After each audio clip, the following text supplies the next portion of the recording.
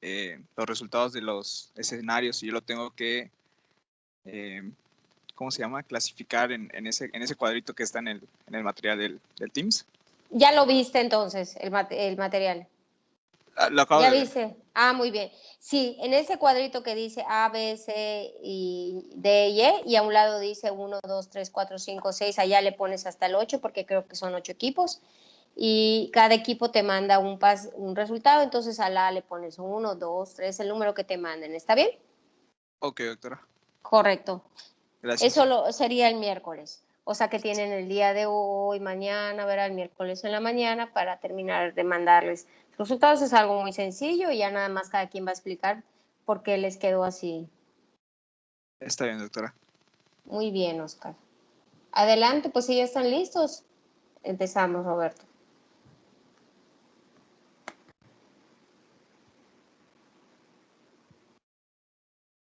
Buenas tardes, doctora. Pues vamos a continuar, pero voy a ponerlo de la otra forma, porque si comparto del Teams, pues yo no lo veo bien, pero se proyecta mejor. En el otro no me deja agrandarlo. Está bien, como tú prefieras, Oscar, o como sea más fácil.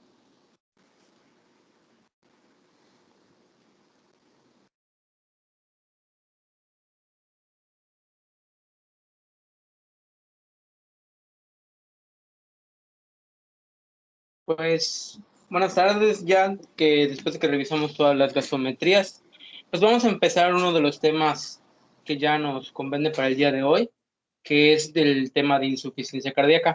Todo lo que saqué de mi tema fue a partir de varios artículos y del Tintinali.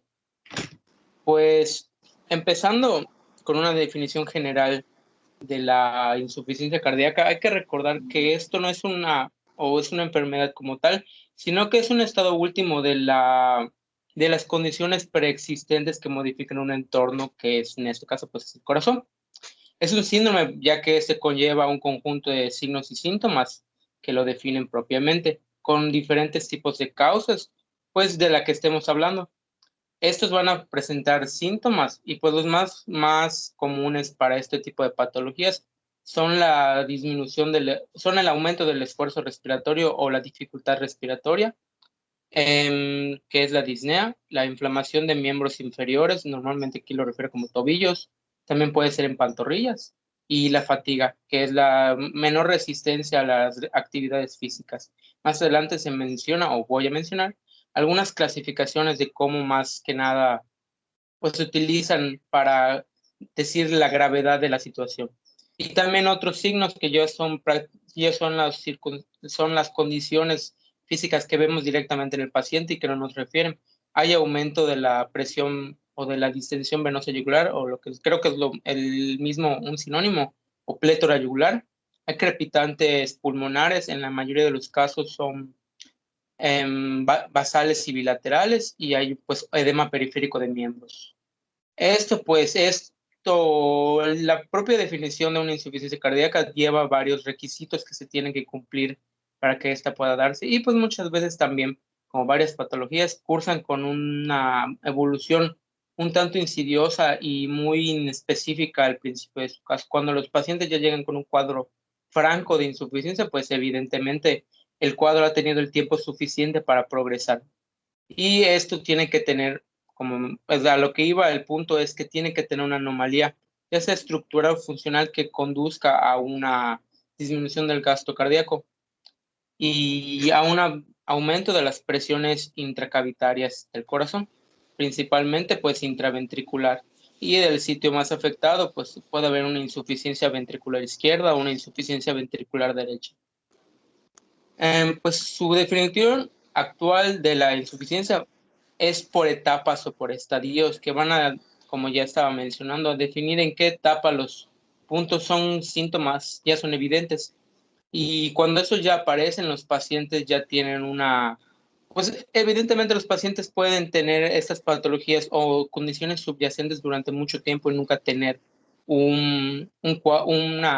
nunca tener un cuadro clínico. Cuando este cuadro clínico ya se presente es cuando se puede cambiar el título y presentarse como una insuficiencia cardíaca descompensada. Evidentemente, así como ya habíamos visto en los parámetros respiratorios de las mediciones de ácido base, el cuerpo intenta compensar las situaciones actual, la situación transitoria del sujeto o de la persona, y pues trata de acondicionar las funciones que tiene para poder suplementarlo en lo que se resuelve la causa. Aunque pues si no hay una intervención externa, la causa no se soluciona, las medidas de compensación llegan a su límite y se vuelve una descompensación.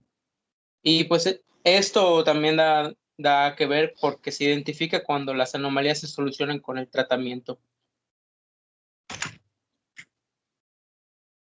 Aquí pues lo que mencionaron no es una cuestión ahorita de que tenga que leerles todas las causas, pues existe una gran variedad que puedan modificar el entorno, cualquier realmente o casi cualquier circunstancia que pueda modificar la función de la bomba cardíaca eventualmente va a desarrollar una insuficiencia. En un momento voy a hablar de prevalencia y pronóstico, pero pues evidentemente dependiendo de nuestro paciente es la causa que más vayamos a sospechar. Y la causa que más vamos a sospechar muchas veces está dada por la prevalencia de la situación y el grupo etario y epidemiológico del que estemos hablando. Las valvulopatías son una causa frecuente de insuficiencia cardíaca, pero también son más frecuentes en personas mayores. La principal, si no mal recuerdo, creo que es la estenosis mitral, que es muy frecuente por la calcificación de la válvula en pacientes adultos. Y pues aquí tenemos causas ya sea que alteran al propio miocardio o que afectan a las funciones. Y como ya habíamos mencionado y como ya habíamos visto en años pasados, cualquier modificación de las estructuras cardíacas tiene como fin pues su alteración y al final una descompensación de las mismas si no se soluciona el problema. Hay problemas algunas clasificaciones las mencionas como problemas por isquemia, por obstrucción, por, ¿cómo se llama? Por problemas del ritmo o por valvulopatías. Y en esta otra pequeña que se vaya, se ven otras causas también de la insuficiencia cardíaca. Esas son las que condicionan cargas anormales en el corazón. Evidentemente, pues el corazón es sugestivo a la cantidad de sangre que éste va a aportar, como pues se menciona, siempre que llegue más volumen, el corazón tiende a aumentar la fuerza de contractilidad para sacar aún ese volumen y no congestionarse, o al menos al principio y mientras pueda compensarlo. Hay estados que aumentan el gasto o que aumentan el volumen. Hay enfermedades del pericardio o que afectan la estructura. Pueden ser alteraciones adquiridas o congénitas. En pacientes pediátricos podrías encontrar la CIA o la CIV, o sea, comunicación interauricular o comunicación interventricular. También podrías encontrar un falot que puede ser causa de insuficiencia, por ejemplo. Las alteraciones del ritmo son también unas causas, bueno, no tan frecuentes, pero unas causas probables de este cuadro clínico. Y hay que también tener en cuenta que pacientes con alteraciones no propias del corazón, extracardíacas, pueden ser también. Y pues esto va a depender más que nada del cuadro clínico que nos va a guiar. En esta diapositiva, pues una de las funciones más importantes al momento de hablar de la insuficiencia cardíaca, pues es la clasificación que esta se va a hacer. Como ya bueno, creo que no lo he mencionado totalmente, pero esta se va a deber a una porción que se llama la fracción de eyección. La fracción de eyección es ese porcentaje de la sangre que sale del ventrículo con cada contracción en cada. Recordemos que hay valores llamados el volumen telediastólico y el volumen telesistólico y el volumen sistólico. Cada uno de ellos, pues, es todo lo que maneja el gasto cardíaco. El gasto cardíaco está regido básicamente por la frecuencia cardíaca y por la contractilidad, que es lo que le permite hacer eso. Y pues la contractilidad está basada en el volumen minuto. El volumen minuto es lo que resta de la fracción de eyección de cada uno de estos. Entonces, el punto de esto es que, como menciona la literatura, se puede clasificar a una insuficiencia cardíaca dependiendo de qué tanto se ha podido, como su nombre indica, compensar con las funciones externas. Y para hacerlo, pues primero que nada, no siempre se puede diagnosticar a estos pacientes en una etapa asintomática, ya que por lo mismo muchos de los diagnósticos clínicos no, o sea, no se puede llegar a un diagnóstico clínico porque el paciente está sintomático, y los diagnósticos por estudios de gabinetes o por laboratorio que pueden ayudar al diagnóstico no están no están sus valores óptimos o pueden o no se solicitan o no estar disponibles en ese momento. Como vemos al principio, pues la insuficiencia cardíaca con una fracción de eyección conservada es a la que tiene una fracción de eyección pues normal. Normalmente esta es mayor al 50% del volumen telesistólico, que es el volumen total del llenado ventricular del ventrículo izquierdo. Y pues esto nos va a dar que tiene que haber, además de eso, tiene que ser un paciente que esté sintomático, que presente una fracción de eyección del ventrículo izquierdo mayor del 50 o igual a 50, que tenga valores séricos de péptido natriurético elevado y que al menos presente uno de los dos criterios, alguna alteración estructural, porque también cuenta que esto, o sea, también se clasifica que llegas a estos diagnósticos algunas veces por exclusión, ya que tienes que haber un fallo estructural del corazón o una disfunción diastólica que no puede explicar, que no tenga otra causa probable. Y las clasificaciones son iguales para la insuficiencia cardíaca moderada y con fracción de eyección moderada o reducida, ya dependiendo. Lo que más al principio de su clasificación histórica se mencionaba como solo como conservada o reducida, pero se maneja una zona gris que es el valor entre 40 y 49% de la fracción de eyección. Como cualquier proceso patológico, pues en que vaya disminuyendo no nos está dando a entender que el paciente está mejorando. Evidentemente es un signo de empeora y se hace como una zona de transición entre pues la aparición o empeoramiento de los síntomas y las modificaciones. Como voy a mencionar, ahorita tengo un esquema para mostrar. Los pacientes van a mostrar en los principios. Recordemos que el corazón también se va a adaptar, como ya había mencionado, a las condiciones exógenas que lo predispongan a esta situación. Por lo tanto, primero, ¿qué es lo que le aumenta? Tiene que tratar de compensar por medidas externas y por medidas internas. Una de sus medidas internas es generar una hipertrofia de los propios miocitos para que estos tengan mayor fuerza en la contractilidad y poder expulsar el volumen latido para poder así tener una mejor irrigación o tratar de compensar la irrigación. Para eso se especifica que en los pacientes con una función conservada, pues, se dejó de, De proyectar, ¿no? sí, no sé qué pasó.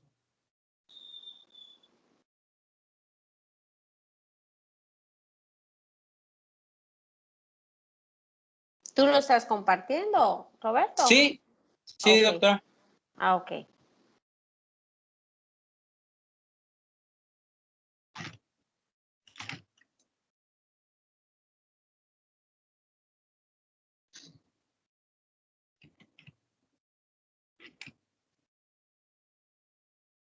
Y ya es lo que menciono en la bibliografía, o al menos de donde revisé, igual hablaba de la insuficiencia funcional, porque hay pacientes que cursan con una insuficiencia únicamente durante la diástole, durante la sístole. Esto es muy claro en pacientes cuando ya presentan francamente una valvulopatía, pero pues en general nos mencionaba que esto no es muy propio, ya que evidentemente la gran mayoría de las veces van a tratar de compensar y progresivamente provocan una disfunción en las regiones vecinas. Entonces, pues hablando de una insuficiencia diastólica, evidentemente va a comprometer la sístole posterior, entonces no tiene mucha finalidad al momento del diagnóstico y de la función del paciente. En las partes o iniciales se puede llegar a abordar los pacientes, pues no va a haber una dilatación de la cavidad, como ahorita se va a mostrar en la imagen, sino que hay un engrosamiento de la pared o un aumento del volumen en la aurícula izquierda por sobrecarga del volumen. Algo que recuerdo haber visto en las clases del año pasado es que cuando es la diferencia entre una estenosis y una insuficiencia es que la insuficiencia tiende a alterar o a formar un engrosamiento de ambas estructuras o cavidades, la anterior a la válvula que está afectada y a la que la precede, como por ejemplo de la válvula mitral sería tanto de la aurícula como del ventrículo. empezarían con un engrosamiento de sus paredes para luego pasar a una dilatación de las cavidades. En cambio, las estenosis tienden a causar esa remodelación de la estructura solo en la cavidad que se encuentra previa al sitio de la estenosis. Y pues sí, ya que subí pues lo pueden revisar un poco más, no puedo hacer zoom, pero aquí nos puede mostrar cómo son algunas medidas pues más que nada cómo se va dando la fisiopatología de esta enfermedad. Vemos que hay un corazón que está normal, siguiendo de izquierda a derecha. Normalmente lo vemos después como el corazón intenta compensar todas las medidas exógenas y aumenta con una remodelación estructural, aumentando el grosor de las capas que conforman el ventrículo, y posteriormente llega a haber una hipertrofia que no compensa todas las funciones, y pues tiende a hacer una dilatación y a una disminución de la fuerza contractilidad de las cavidades. Tiene que haber factores que desencadenen este cuadro clínico, y pues esos van a ser dependiendo de la lista que ya había mencionado previamente. Uno de los más comunes, si no el más común, muy presente, es la hipertensión, pero como ya dije, hay los trastornos del ritmo, las infecciones, los síndromes coronarios agudos, algunas alteraciones renal, falta de tratamiento, es lo que va a disponer a esta remodelación y posteriormente a la descompensación de los órganos. Los mecanismos de compensación son diferentes, pero básicamente se van a juntar como los que son del corazón, el renal, vascular y neurohumoral, o sea, la liberación de hormonas. Vemos que va a haber una disminución del gasto cardíaco, después va a haber una disminución de la función de la fase diastólica, van a tener lesiones en los miocitos y después una insuficiencia valvular, y luego va a haber una compensación de las funciones subyacentes. Hay aumento del sistema renina-angiotensina-aldosterona, va a tratar de haber aumento de las funciones vasculares periféricas, endoteliales, va a haber vasoconstricción, y también hay aumento del sistema nervioso central y del estrés oxidativo. Al final esto nos va a dar, en un periodo, va a compensar al paciente tratando de aliviar las situaciones momentáneamente, pero ya al final los van a llegar al límite que puedan abordar y los pacientes van a caer en una descompensación y una disfunción de los órganos. Aquí es otro esquema que menciona cómo es la parte de la fisiopatología. En la parte de arriba a izquierda podemos ver cómo hay una situación subyacente que afecta al corazón. Las funciones del corazón están dadas por la precarga, la poscarga, la función de contractilidad, y eso es lo que nos va a dar una remodelación ventricular.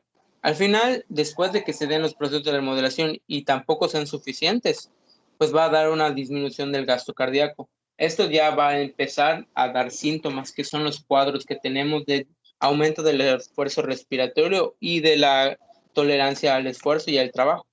Hay datos de hipoxia, disnea, fatiga, dificultad para respirar, alteraciones de la presión, edema, y aquí dividimos dependiendo del origen de la lesión. Vamos a tener una insuficiencia cardíaca izquierda e insuficiencia cardíaca derecha.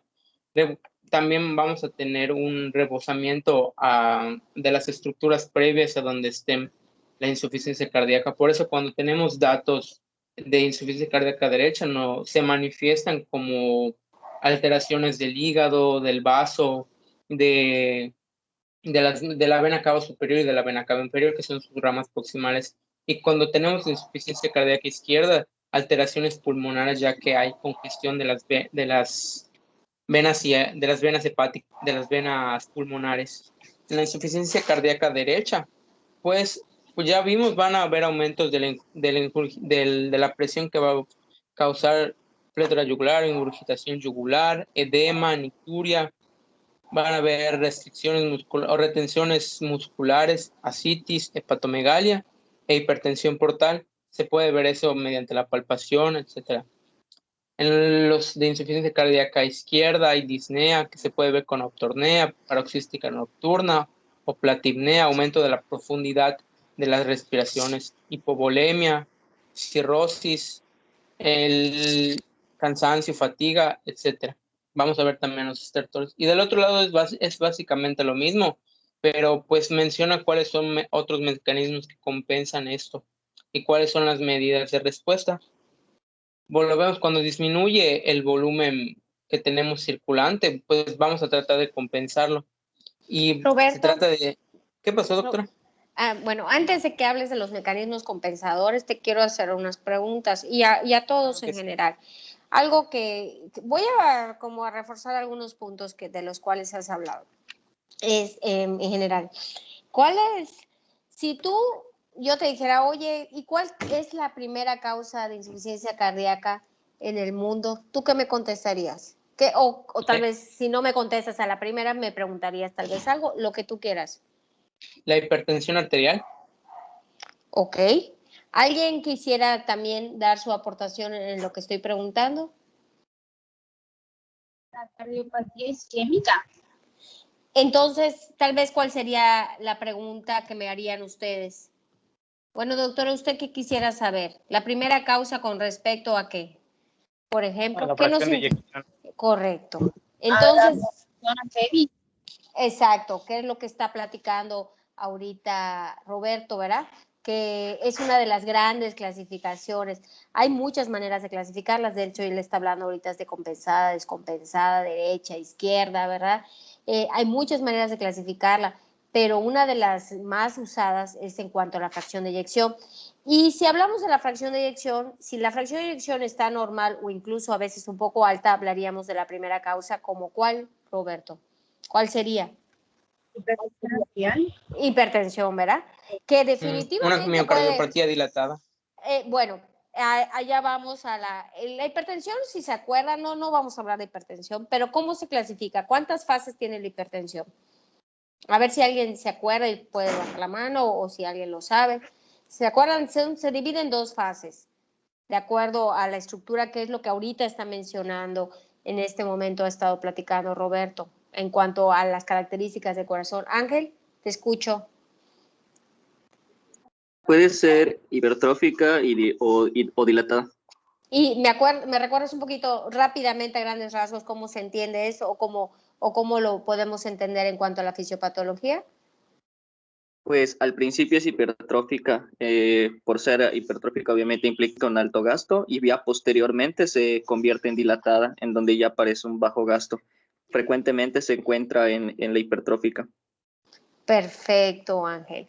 Perfecto. Entonces, la hipertensión arterial de gasto normal o incluso un poquito alto es la primera fase, la fase donde hay una hipertrofia.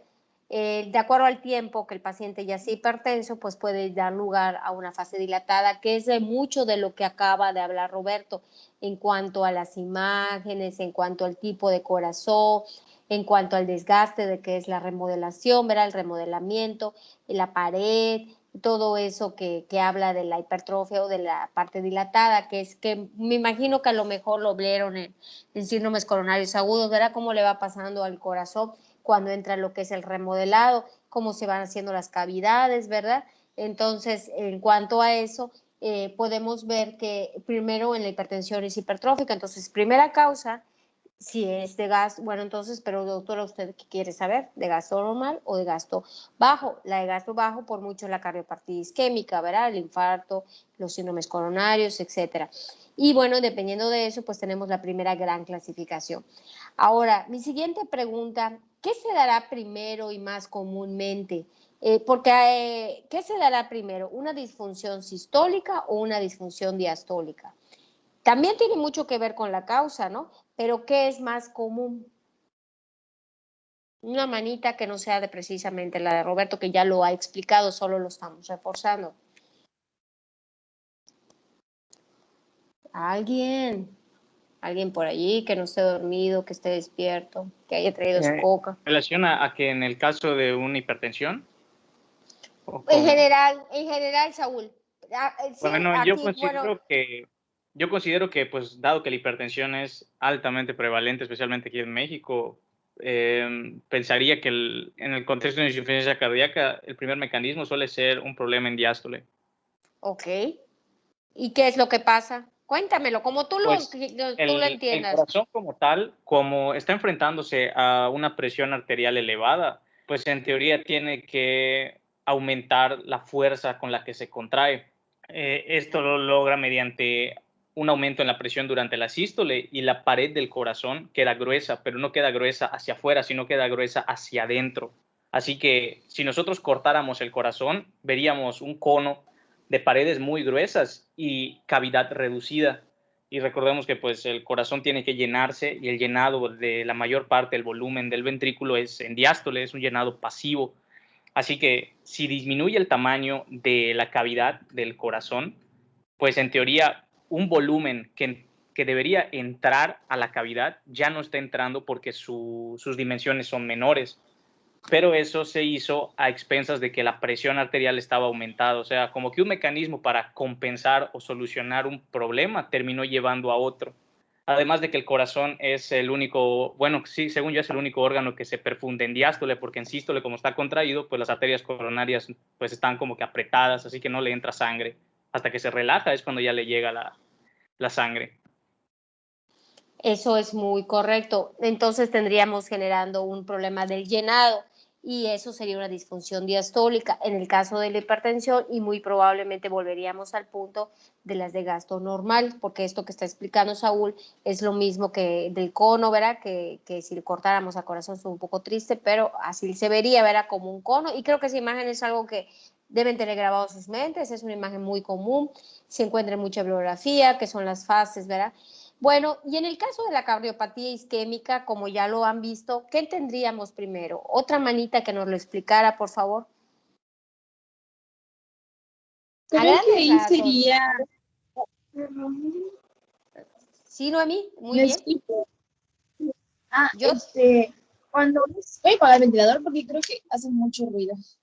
En el caso de las cardiopatías, y si no me equivoco, las isquémicas, ahí había, lo que pasaba es que incrementaba digamos, la función contráctil, o sea, en la otra lo que pasaba es que no había, por así, relajación y en este caso el miocardio está pues, no es que incremente, perdón, falla la contracción del miocardio y aquí hay lo contrario, sino que hay una dilatación de como que progresiva, secundaria al incremento pues, del volumen que está manejando. No sé si es eso.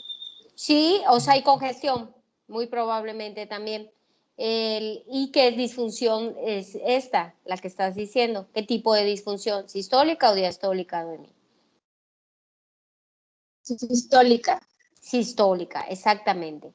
Entonces, aquí ya hay un problema de contractilidad, ¿verdad? Ya la disfunción, si empieza allí, que son la causa más común de gasto bajo y la más grave, por supuesto, ¿verdad? Porque ya de entrada la fracción de eyección es baja, entonces eso va a generar un problema de contractilidad, que es lo que va a dar la congestión y a su vez, ¿verdad? Eso va a generar también una disfunción diastólica después, ¿no? Que es un círculo vicioso, como dicen las bibliografías, ¿no? Que empieza de una manera y finalmente la diastólica, ¿no? Va a generarla. Eso es por un lado, ¿verdad? Entonces, esto sí es para Roberto. En las fases avanzadas de la insuficiencia cardíaca, generalmente las más graves, las de gasto bajo, las que ya tienen pues muchos criterios de descompensación, de los cuales ya has empezado a hablar y vamos a retomarlo en las clasificaciones, el origen, si es estructural o si no lo es, y de lo que vamos a hablar después también, cuando yo platique un poquito al final del taller de arritmias, pues vamos a retomar estos términos de estructural o arritmogénico que acabas de mencionar, ¿no? Entonces, volviendo a ese punto de las insuficiencias cardíacas más graves o avanzadas, Roberto, ¿qué le cuesta más consumo de oxígeno al corazón? ¿La contracción o la relajación? Piensa en la pregunta que te estoy haciendo. En una fase más avanzada, en una fase ya con insuficiencia cardíaca, con una descargos de descompensación o limitaciones físicas importantes de disnea de pequeños esfuerzos, etcétera, ¿qué piensas que genera más consumo de oxígeno al corazón? Pues, como usted menciona, de primera instancia podría pensar que la sístole, la contracción es lo que más trabajo le costaría al corazón. Sin embargo, como usted menciona, es un músculo miocardio ya desgastado, ya le cuesta, y como mencionaba Saúl, ya es una estructura tan deformada que le cuesta adquirir una forma previa y funcional para lo que tiene que hacer. Entonces me imagino que lo que más trabajo le cuesta es la la diástole o la Eso es relajación. correcto. Eso es muy correcto y me gusta volvérselos a algo que ya dijiste, me gusta volver a decírselos porque es importante, porque muchas de las medidas terapéuticas de la insuficiencia cardíaca van a ir en relación a disminuir este esfuerzo que hace el corazón. Entonces, a mejorar, ¿verdad? Esta parte donde la insuficiencia cardíaca ya es más avanzada, porque a lo mejor la hipertensión pues se resuelve con una 2, ¿verdad? A lo mejor un calcio antagonista, etcétera, ¿no? Un diurético, que de lo que habla ahorita Roberto con los mecanismos compensadores, pero en unas fases más avanzadas tenemos que trabajar en terapéutica de que le vamos a dar al corazón que haga que se esfuerce menos, que disminuya su consumo de oxígeno, que ya no consuma oxígeno. Entonces vamos a darle medidas para mejorar ¿no? el consumo de oxígeno. Mucho va en función de la etapa en la que se encuentre la insuficiencia cardíaca, ¿no? Se puede resolver con algo simple o se puede resolver con medidas ya en función de disminuir el consumo de oxígeno, mejorar estas medidas, todo esto.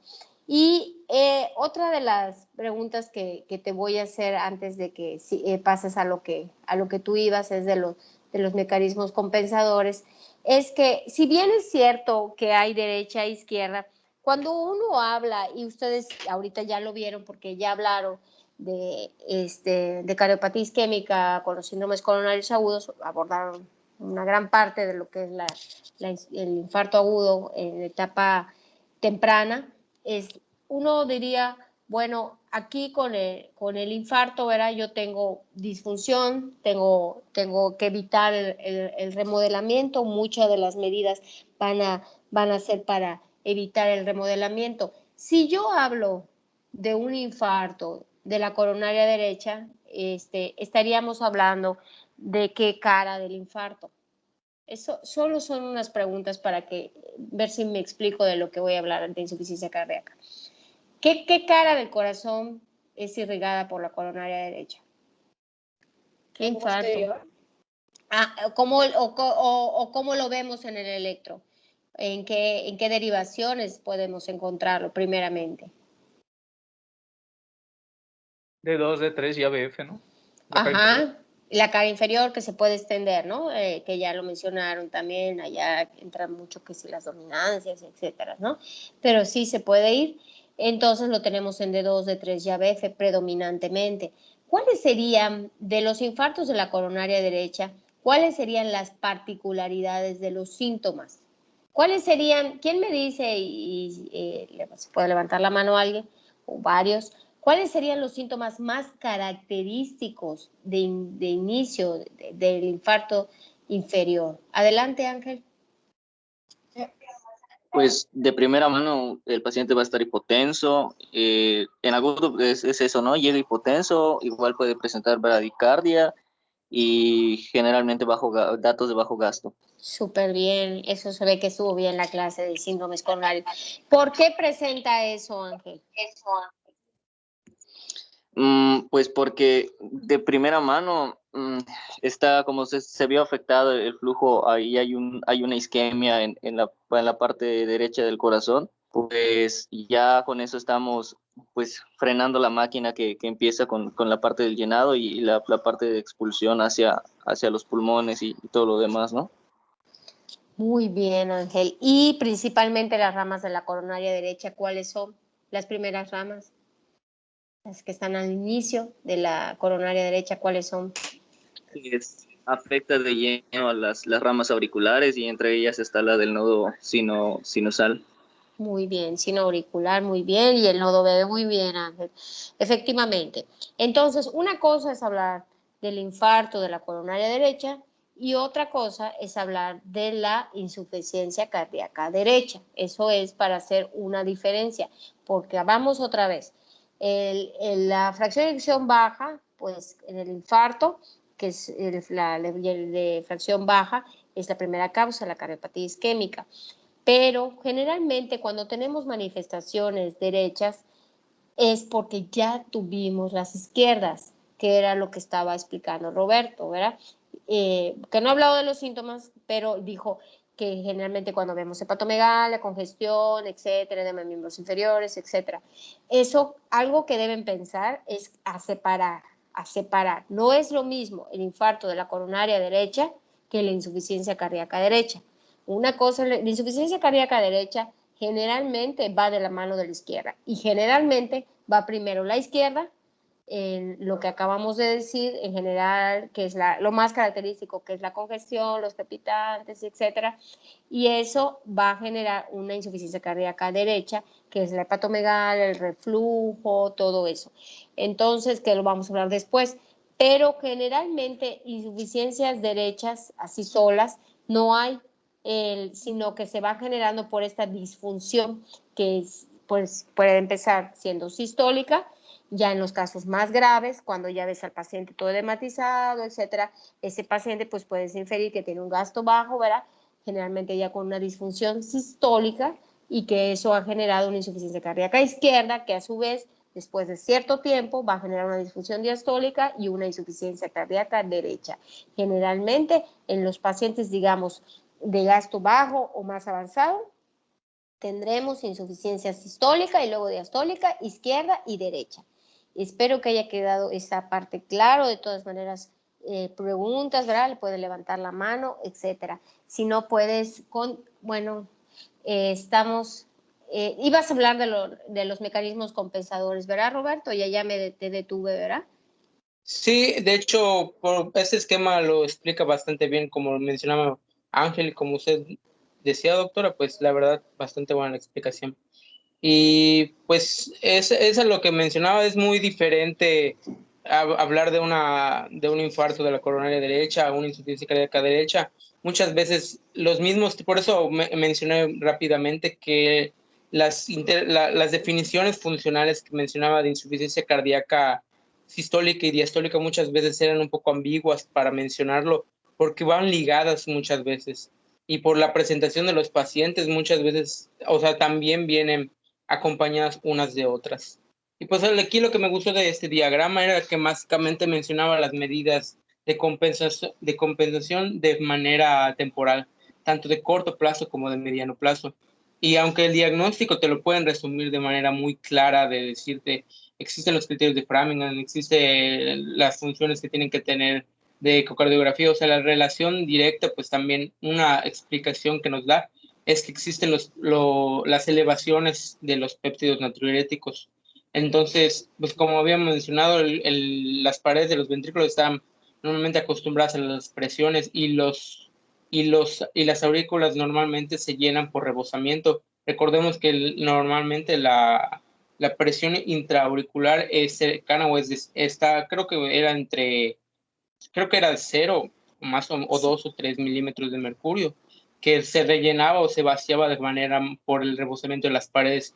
Cuando esta presión se ejerce más allá de su límite evidentemente normal, pues esto va a favorecer que se empiece a producir un péptido natriurético que tiene una acción antagónica a la hormona antidiurética, que va a favorecer la diuresis para tratar de evitar que se siga distendiendo esas paredes ventriculares. Hay aumento, por lo mismo, a la antidiurética evita que se vaya a desperdiciar, que se vaya a tirar sodio y agua. El péptido natriurético auricular, pues hace lo contrario, hace que se tire en sodio y agua, disminuyendo el volumen y por tanto la precarga que es la cantidad de volumen de líquido que llega y con lo que se llena el corazón derecho, el ventrículo derecho. Esto disminuye o trata de compensar a corto plazo las funciones. Lo que hace también en tener la activación del sistema simpático y como ya como ya hemos visto en las clases de infarto y de los temas que ya habíamos revisado, las actividades beta-adrenérgicas y alfa-adrenérgicas, las betas que actúan en el corazón y las alfa que actúan a nivel periférico. Y pues evidentemente estas funciones también no solamente tratan de compensar a expensas del consumo de oxígeno, y ese consumo de oxígeno provoca la remodelación de las paredes ventriculares, como ya habíamos mencionado. Ya cuando esto ya no logra completar las necesidades del corazón y el corazón sigue tratando de mantenerse sirviendo, pues ya entran los factores externos de la manera de al mediano y largo plazo, como es el sistema renina-angiotensina-aldosterona, que obviamente está dado porque la disminución del gasto cardíaco hace que disminuya la cantidad de sangre que llega a la arteria renal, que tiene hasta una tercera parte del gasto cardíaco, y empieza la producción del sistema renina-angiotensina-aldosterona, tanto del nivel local que tiene en los miocardiocitos, como de manera renal. Volvemos a lo mismo, ya trata de hacer lo que evitaba el péptido natriurético auricular, entonces empieza a retener agua y a retener sodio porque no está llegando el suficiente volumen hacia la región. Entonces eso va a aumentar la precarga y vuelve a afectar las estructuras vasculares. Y pues finalmente también hay un aumento de otro péptido natriurético que es el cerebral, que ese es el que se aumenta de forma crónica y por una alta presión de las paredes cardíacas. Y lo que intenta también es disminuir la presión en las paredes cardíacas. Y cuando esto no se logra, pues es cuando empieza una hipertrofia del músculo que no se compensa con la vascularización. Y esto también hace que haya una demanda sin una oferta de oxígeno, generando estrés oxidativo y un estado proinflamatorio que puede llegar a una acidosis metabólica y a la muerte del paciente. ¿El cerebral es crónico entonces, Roberto? Mencionaba que se va a ir aumentando a medida que se vaya acostumbrando el individuo a presiones más elevadas, que se van distendiendo las paredes, y es lo que mencionaba.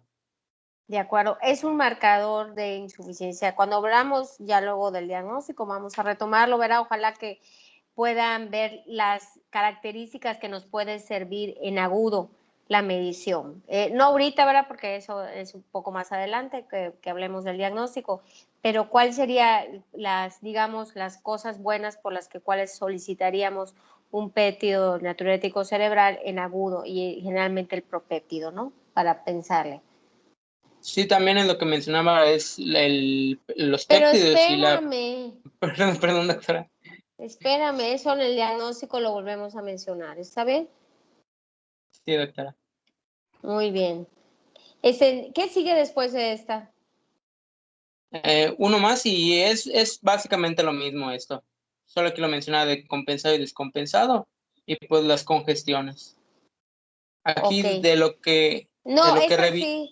Yo creo que mira, la anterior, aquí ibas a mencionar esta de compensada y descompensada, hasta aquí, era lo que ibas a decir. Pues Pero, es lo que pero ya ya lo lo había mencionaste. mencionado básicamente. Ok. Entonces, en la siguiente comenzamos el miércoles. ¿Te parece, Roberto? Sí, Bueno, está doctora. donde tú quieras. Espero que anotes dónde nos quedamos para Sí, ir para allá. Y como les dije, el ejercicio de triage hay que enviarlo a Oscar, si no me equivoco. ¿Alguna pregunta hasta aquí o alguna duda? ¿Alguien que tenga algo que decir o aclarar? Bueno, si no, nos estamos escuchando el próximo miércoles, el miércoles sí a las 4:30, y terminamos esta parte de insuficiencia y vamos a hablar empezar a hablar un poquito de triage. Que tengan una bonita tarde. Mande.